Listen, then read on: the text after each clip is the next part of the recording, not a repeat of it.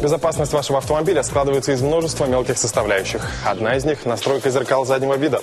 Многие скажут, все просто. Сел за руль, подвигал зеркало немного, и можно ехать. Если будете именно так относиться к этому важному моменту, можете ограничить себя во многих вещах. Хороший обзор задней полусферы вашего автомобиля убережет вас от возможных неприятностей, ведь именно мертвая зона – одна из распространенных причин ДТП. Для того, чтобы правильно отрегулировать боковые зеркала, сядьте за руль и наклоните голову к левому плечу. Отрегулируйте левое боковое зеркало так, чтобы край заднего бампера находился в поле вашего зрения.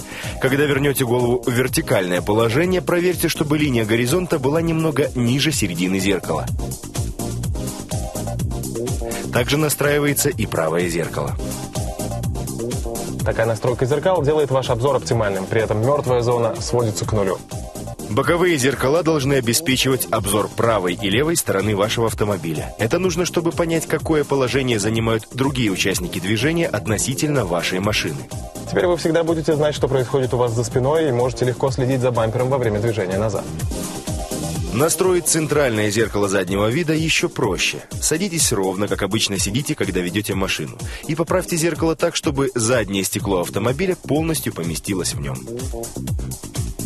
Еще один способ увеличить обзорность задней части автомобиля – параболическое зеркало. Оно крепится поверх штатного и значительно расширяет границы обзора. За счет кривизны параболическое зеркало искажает расстояние до объектов, поэтому к нему придется сначала привыкнуть.